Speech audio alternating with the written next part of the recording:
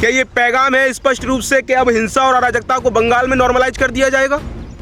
इस देश के होम मिनिस्टर श्री अमित शाह जी, जिनकी भाषा शैली ऐसी है जो कहते हैं उल्टा लटका कर सीधा टांग देंगे, हैज द गोदी media of this country raised any kind of question to the home minister? How did he say that उल्टा लटका कर सीधा टांग देंगे? And that is what happening on the ground. What's wrong with that? Who are the goons whom are terrorising the people of Bengal? कौन है ये लोग जो बंगाल के लोगों में डर का माहौल पैदा कर रहे हैं?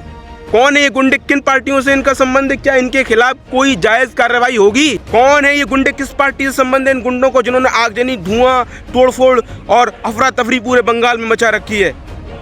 दोस्तों, बंगाल में बीजेपी 2/3 बहुमत के साथ एक शानदार जीत दर्ज कर चुकी है, लेकिन मुद्दा ये नहीं है कि बंगाल में बीजेपी क्यों जीत गई, मुद्दा ये है कैसे जीत गई.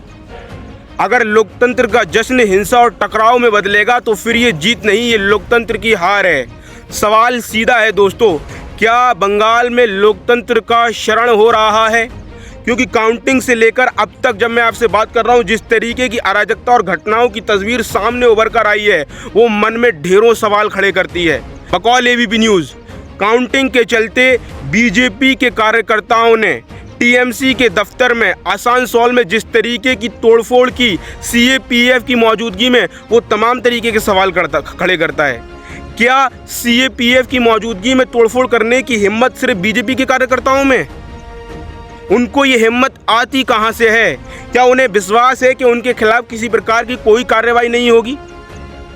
और सिर्फ आसनसोल नहीं दोस्तों, कूच बिहार, सिल्लीगुड़ी, अरसोन, जिस तरीके की घटनाएं आई हैं वो मन में एक सहरन पैदा करती हैं. इस देश के प्रधानमंत्री जो कहते हैं लोकतंत्र एक पर्व है, उसे पर्व की तरह मनाना चाहिए. मेरा उनसे सीधा सवाल है, आदरणीय प्रधानमंत्री जी, क्या इस पर्व में हिंसा और अराजकता की भी जगह है?